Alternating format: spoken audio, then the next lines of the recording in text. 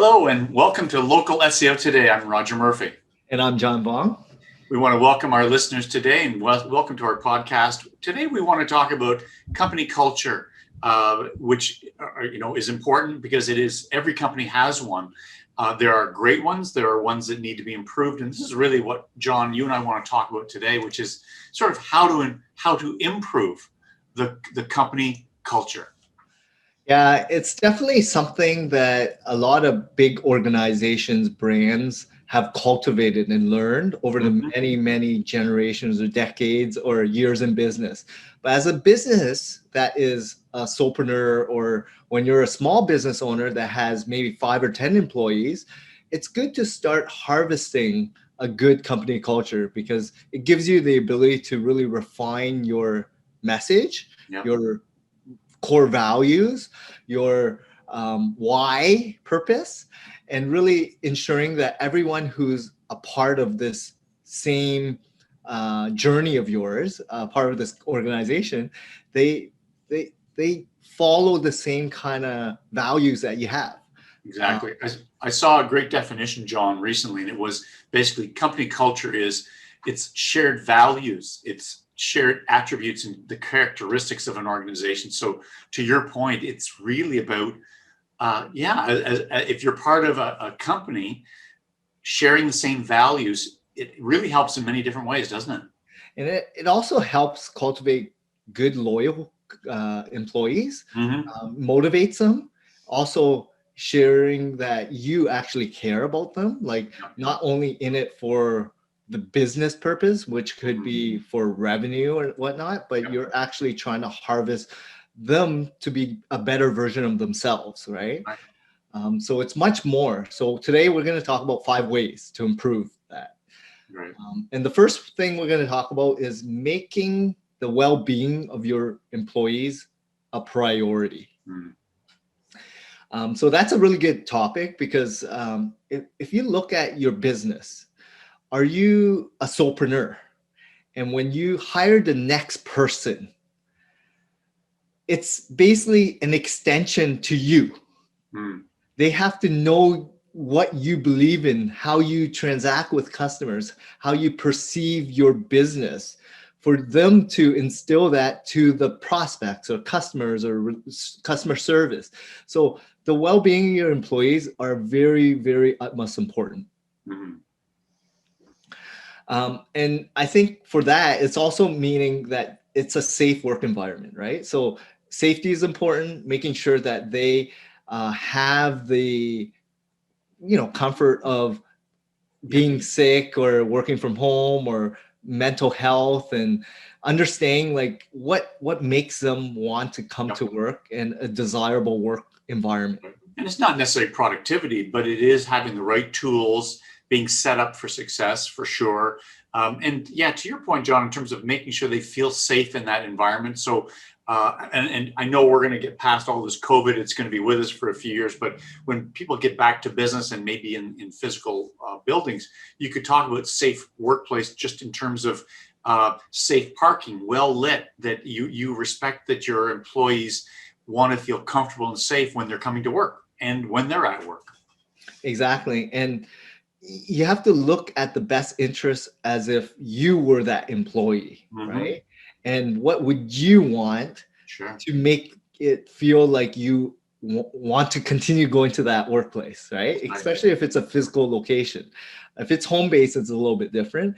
But if you have a physical office, what would you expect your employees would want to continue being there to feel safe? Is there a security guard or whatnot? Exactly. And there's something, I've seen this as well. You could actually do surveys, and you can do it anonymously. So people can put in whether it's a suggestion box or whatever, but you can actually, ask them what they would like to see more of or what could be done to improve. So if they feel they're being heard, that it can only help, solidify that you're gonna have good long-term team members.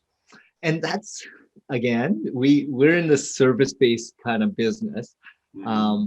Once your staff feel like they're heard, they're gonna want to be there longer, right? They feel like you're actually wanting to take care of them. And very similar to your clients, if they are heard and you take care of them, guess what's going to happen? They're going to be way more loyal.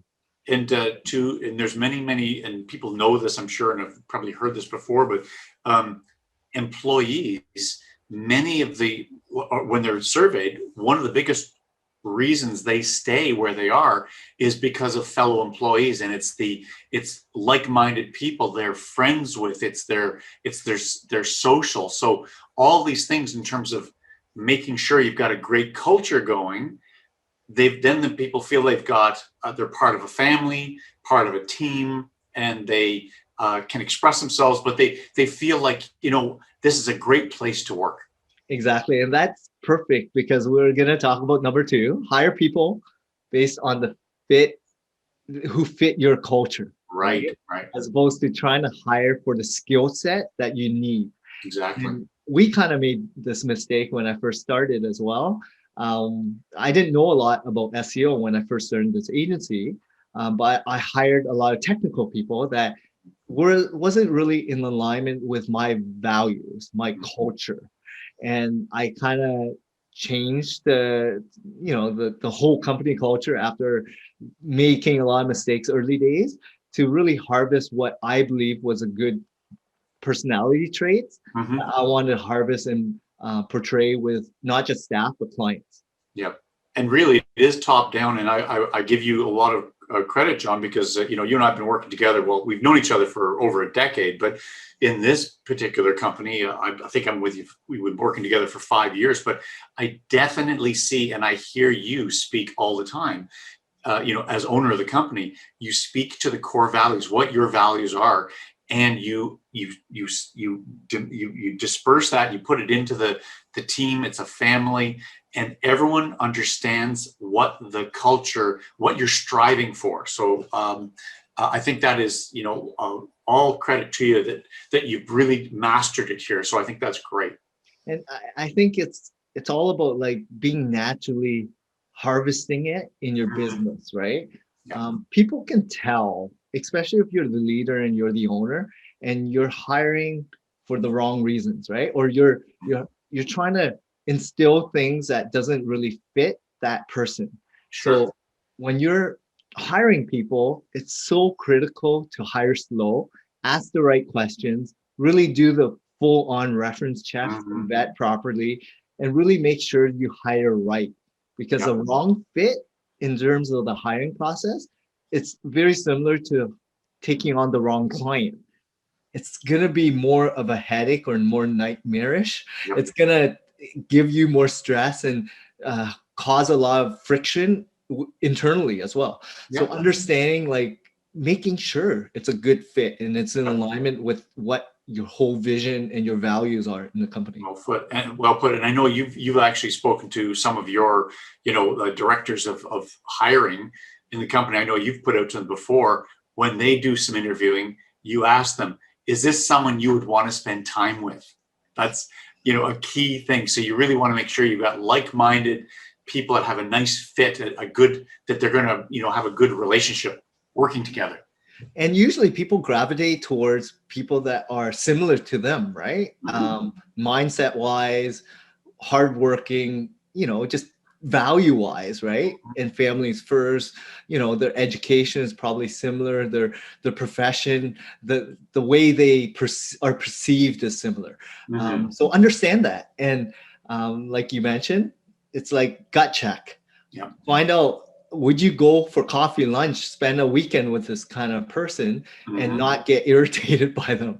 Are they going to still be your friend at the end of it? Exactly. The next sort of point it should be mentioned is, and I've seen this at companies as well, where they've got, perks where they think that, because we've got a ping pong table available that you can play, but they've got a real toxic environment where it's not fun to work there at all. But there's a table out there, go use it. That is not considered culture. It really is that feeling that it comes from top down, from you, the owner, or from the owner of the company, to let people know this is what our values are. Here's how we're going to bring our product to market. Here's how we're going to take care of our clients. That's the culture. not just a few toys to play with at the building. And it's all different based on the age, right? When you're starting your career, these Mhm. might attract you, right? Ping pong table, swimming pool, Yeah. or whatever it may be, these little perks. But in the grand scheme of things, you're going to spend a lot of time there. And the Mhm. people you surround yourself with on a daily basis, in meetings, in social circles, coffee, lunch, are they the type of people that you want to spend time with? Mhm. Are they fun to be around? And do they really help you achieve more? Do they help you progress? Or Mhm. do they cause you more stress, Yep. friction, and just aggravation along with it? I know there's, we worked together for many years, and there's good people there and there's not so good people. It's how you want to surround your environment and people.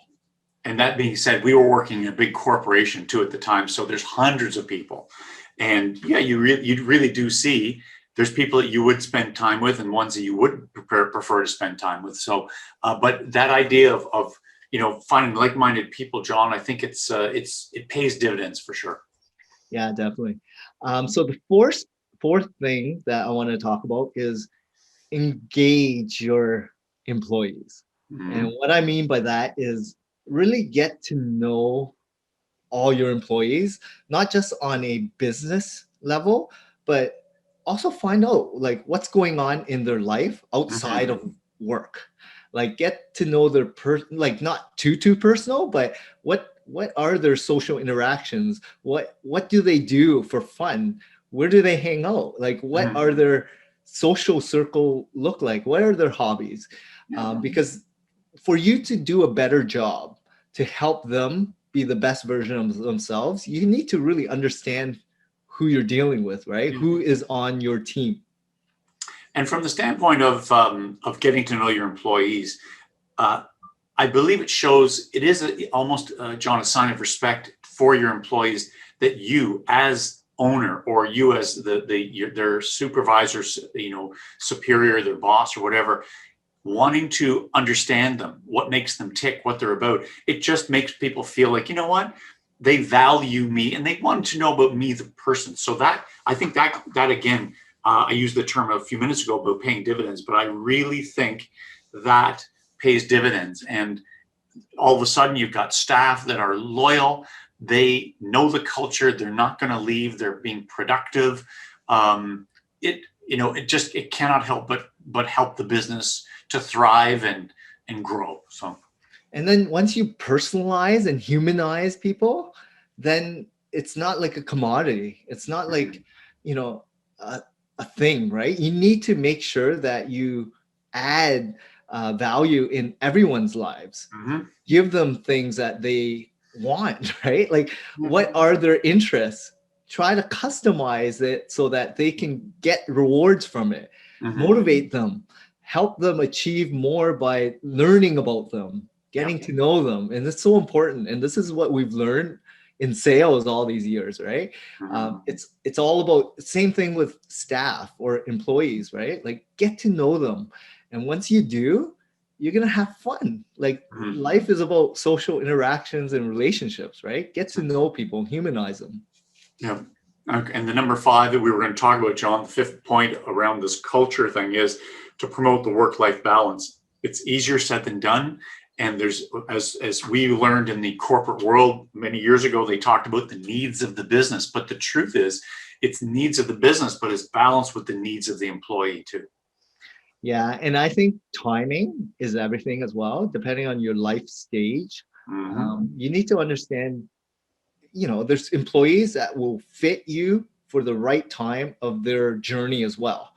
And not everyone's going to be a good fit, right? And it's okay, but just be honest with them and yourself and find out what is a good medium, right? Like who would be a perfect persona avatar for your staff, right? Like these are typically what we're looking for. This is our ideal employee persona, personality, and get to, find out like these are people you're going to surround yourself with, right? Like, do you want to talk to them on a regular basis or not? hang out. Exactly. And when you're talking about this promoting work-life balance, you want to find the right people, but obviously you want to lead by example, but you want them to obviously work hard, produce, take care of clients, but they must take care of themselves at the same time. And that's something where this culture thing, where they understand that whether, you've got, you will, and it's funny too, I should mention, John, a lot of employees, the younger